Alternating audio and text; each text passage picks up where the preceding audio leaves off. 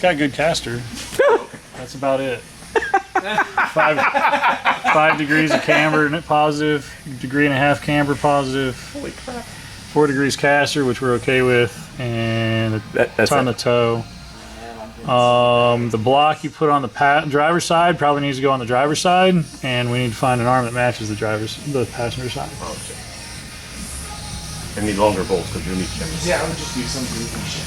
And we'll still need to shim it. Rear is not horrible at the moment. It's kicked that way, but the slotted truck arm on the passenger side needs a shim. So you want me to square it up so that you know what to make?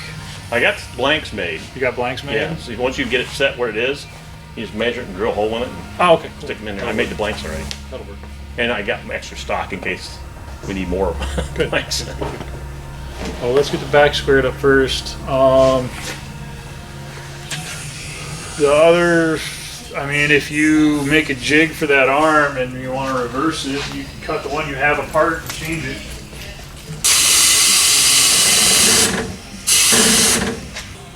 I don't think we can maintain this ride height. I would look bitching though.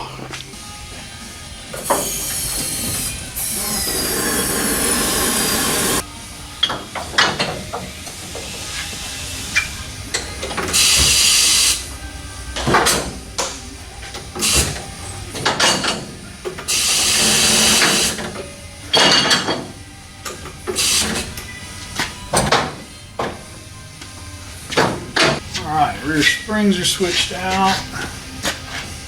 Your rear shocks feel good. Good. One less thing you have to spend money on. Exactly.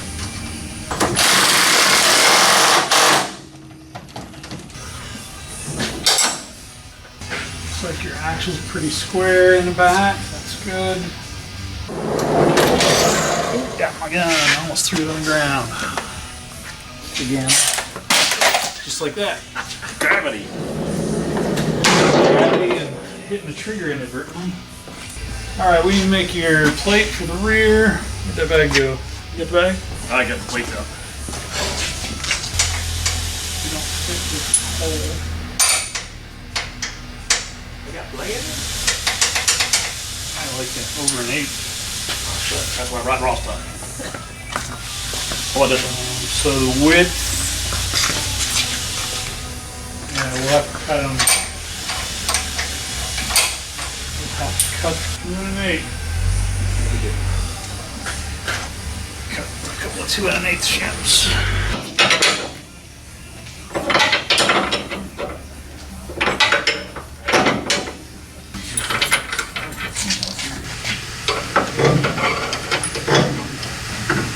And the drive shaft's in the way.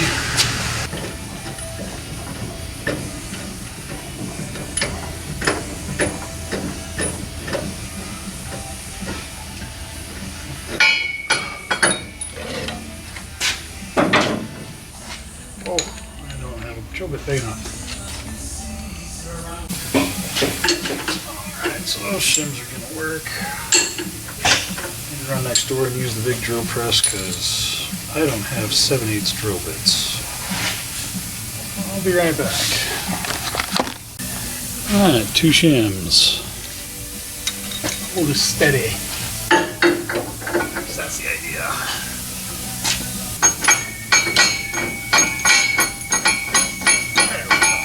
Get her in there.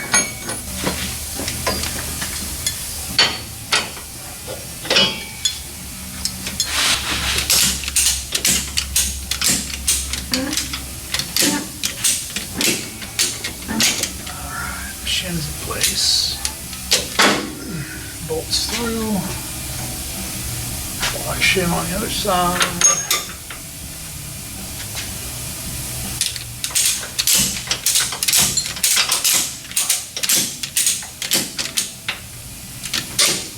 Side's locked down.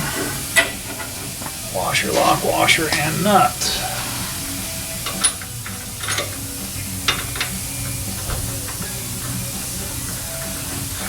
Lock that down with pressure holding it forward. Should be good to go. Alright, so let's lock this guy down. Our back end that ride height with the new springs. We have front springs to put in yet. Luckily, these NASCARs are super easy to swap out springs. Not entirely sure what we're going to do about that upper control arm yet.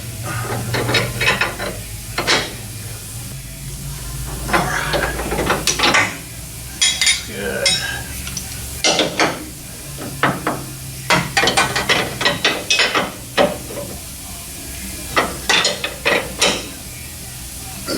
That's good.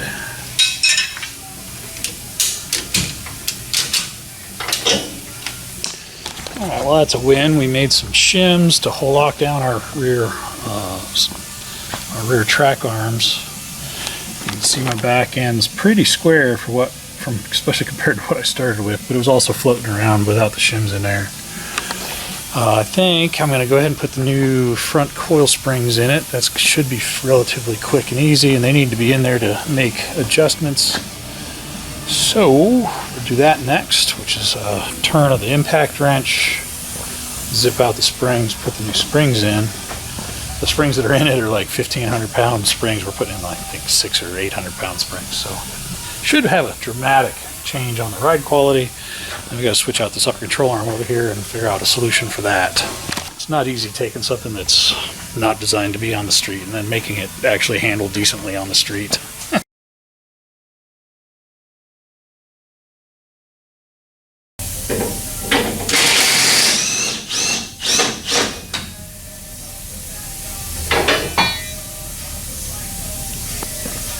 We're exchanging this for this. That'll be a bit different.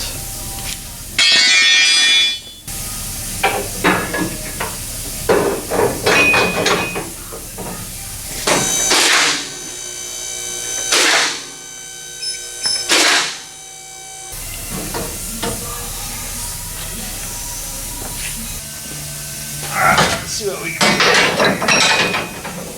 This side's not going to fight me like the other side. That's a nice break. Let's see if we can get it in there.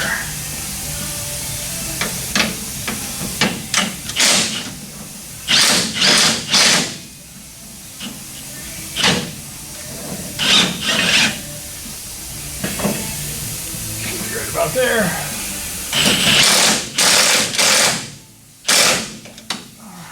That looks like. Adjust the ride height after. And I need to switch a control arm out, which is going to make things unsquare. But we'll do what we can do with it.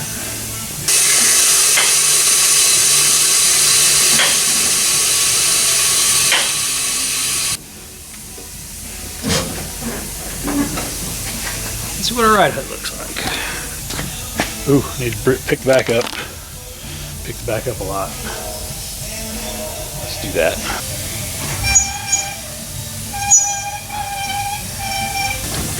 Got the front looking like a Baja racer at this point. Let's pick it up. Time for a lift kit on my NASCAR. Just like an elevator.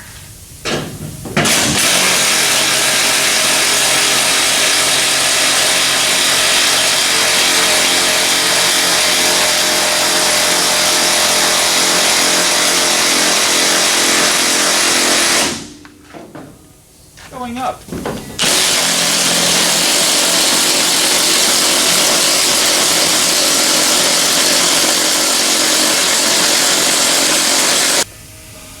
That's better. Maybe dropping. We don't have a lot of clearance with our oil pan. Our oil pan on this car is our scrub point, so we kind of want to keep as much height in this as we can. And honestly, it's going to ride horribly. But it's got to ride better than the springs I just took out of it. Because the ones I took out of it were super strong, thick springs for running really fast speeds around places. Let's measure it from underneath. The more you know nothing. That's the song playing right now as I'm sitting here looking at these frame rails, and I'm realizing that this frame rail appears to go down and this frame rail appears to go straight, and that's the way this chassis is built. you can actually see that this forward bolt position is down low, and this one over here is down low, but they're at completely different positions. I'm going to grab a tape measure to verify that, but that's the type of thing in a race car chassis like this, that like driving this on the roads with abnormal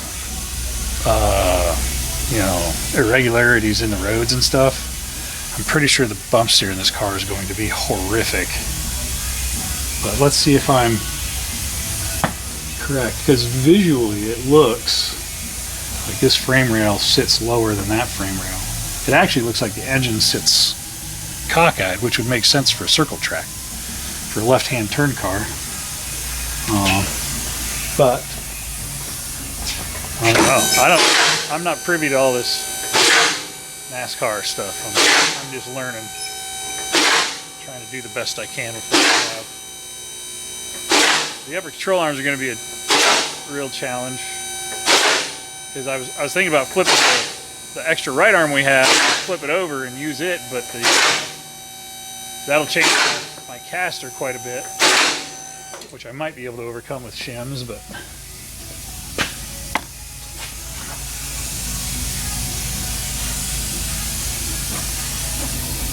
Well, I would say the engine definitely sits low on that side, although there's adjustable engine mounts, so that can be modified if we need to.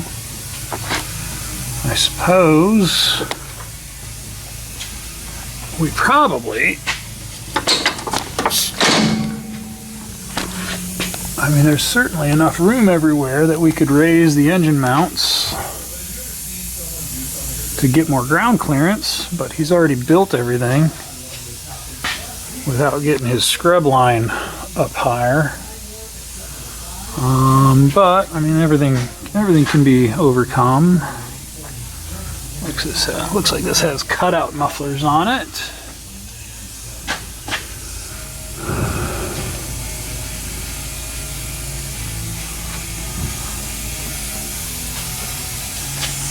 Let me measure these frame rails. I'm curious about that. The more you know, the more you know nothing.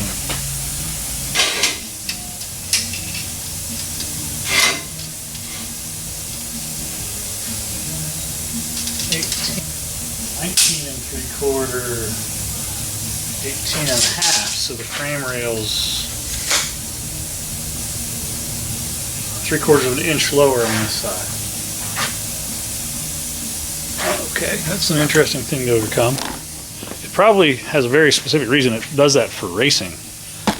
I don't know what that is, because that's not the world I live in. I live in daily drivers and trucks and lifted and lowered vehicles on the streets. I'm sure there's some people out there that will explain why the frame rails are different heights in left-hand circle cars.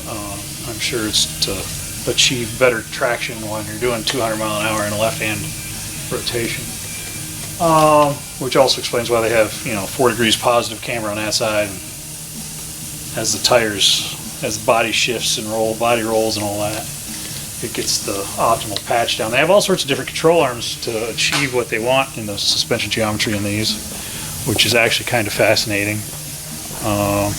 We have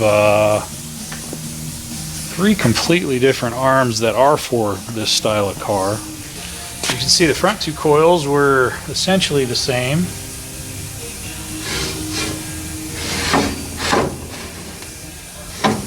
Although this one's bigger, that one's smaller, this one's bigger, that one's smaller.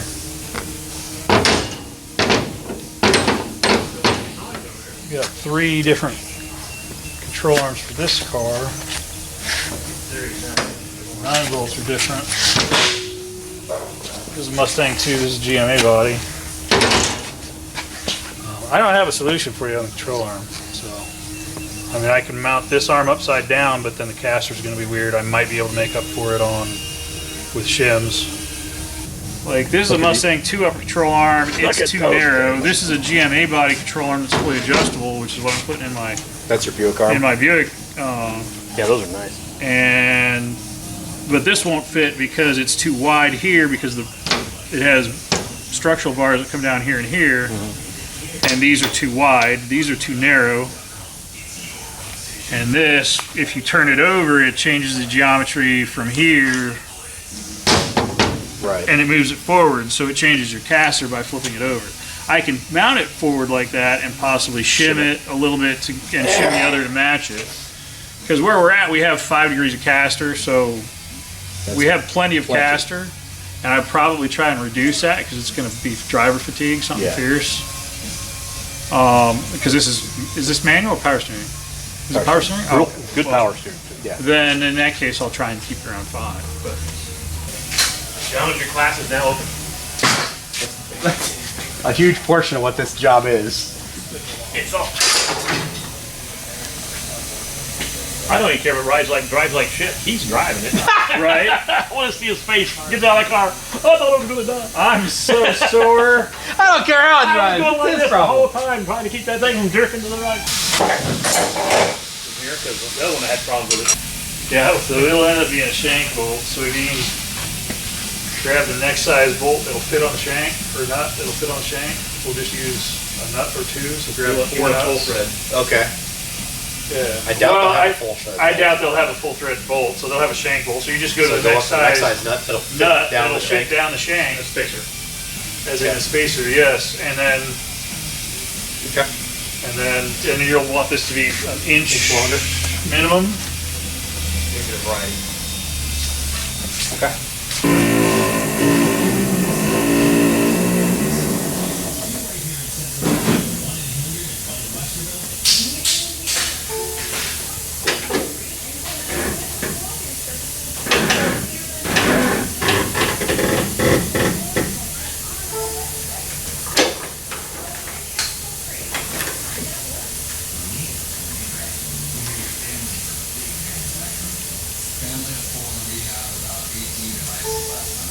Swell the toe.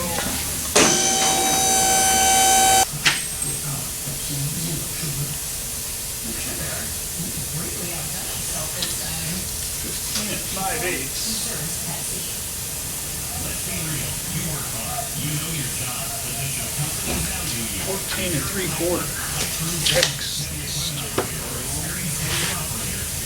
I don't think that's a spline.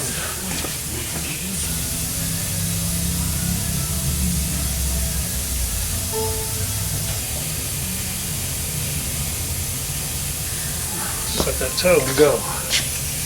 Let that roll for now.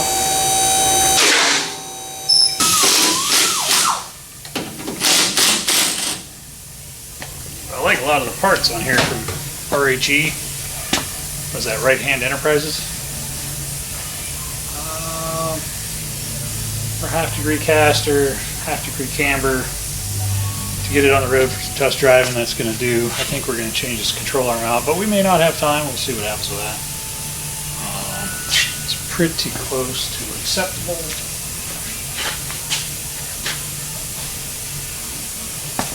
Nothing in the green. That's okay.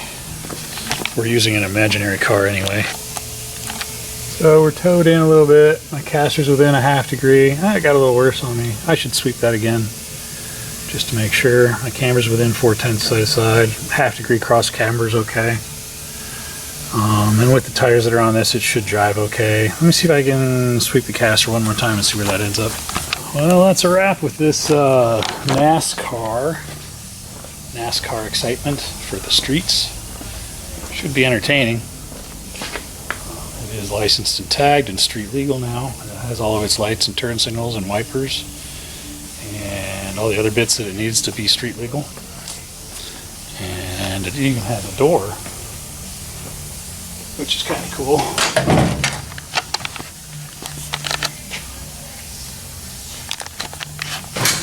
Bare minimum as far as creature comforts are concerned, but it's alright.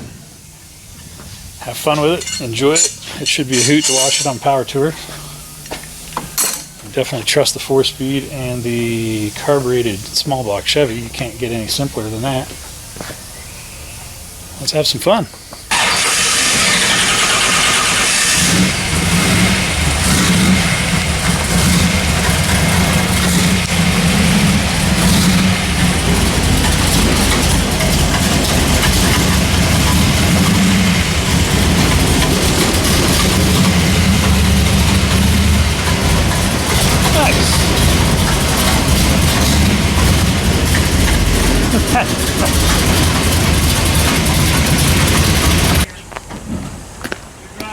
shit.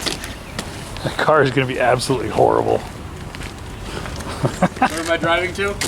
Well, just to my truck first, so I can put a 360 on it. Oh, okay. And then you're going to drive it. And it's adjusted all the way out. The rod adjuster is all the way out. Oh, I got you. So you adjust the pedal to the driver. Nice. As far as it would go. And I even put a spacer on it to get the rod mounted farther, the pedal farther out as far back as you get it. Oh, you put a spacer on a rod? Yeah. That's what you remember the wreck of that red car that was massively Wide open throttle. hanging wide open throttle, couldn't do the brakes went out. Brakes went out because of an adjustment rod linked through the piece. I'll show you A what I did. 20-cent part killed a $100,000 car. Yeah, and video. And they did it on video, yeah. They did it on video. And it's starting to rain. And it's starting to rain. Got your rain tires on? Yeah, we got rain tires on. Alright, that's good. There's at least a little bit of cycling. You're good to go. Alright, what do you want me to do? Put it out on the roundabout back? Just make a small loop, take the brake, make a long arm, try and get 55 and see what your RPM is. Watch your temperature.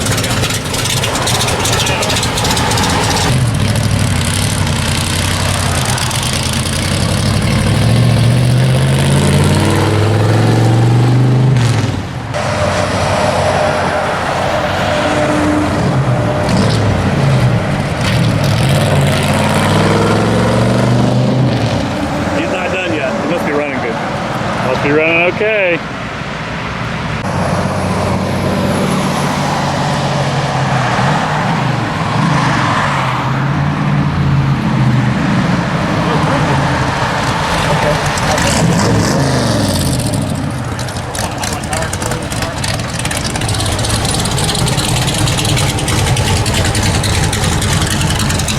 It's not what I would call safe. It moves around a lot. Like a lot. 50 miles an hour, it starts to get a little sketchy. Maybe it gets better to 150. Maybe. I don't think Might get worse. it moves around a lot. But That's an interesting experience. It moves around a lot. Oh, it does a lot of this. Yeah. A lot of rattle. Well, there's a lot of like tires. Well, there's two joints for the lock handhard bar that has play in it. Yeah. Shock mounts are not rubberized. They have play in it. Yeah. There's a lot of those. Yeah. Not a lot of play, but a lot of rubber stuff. Moves around a lot. Brakes are good. Brakes are fine. I got up to about 48 miles an hour. It was 1,800 RPM. that's not bad. Not terrible. Pretty good on the gear.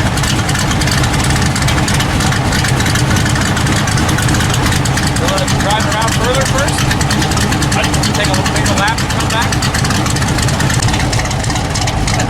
What could possibly go wrong?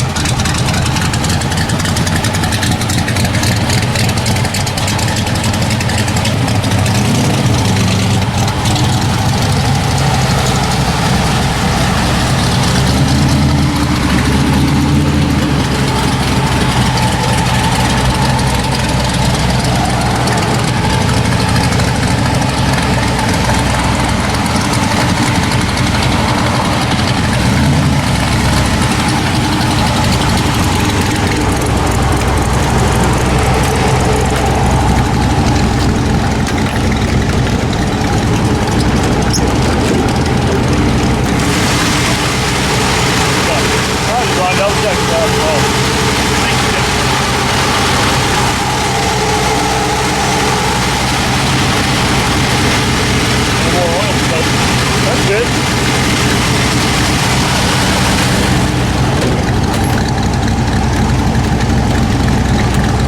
Austin can't reach to the left. The hood can't just put the hood up.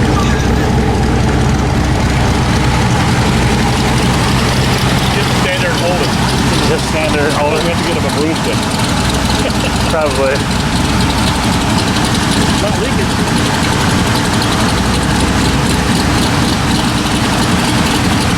It's got a different shape on the driver's fender than the passenger fender. Aerodynamics. Well, yeah, for left-hand turns. they want the left-handed move back a little bit to get aerodynamic and get more downforce on the front left. Gotcha.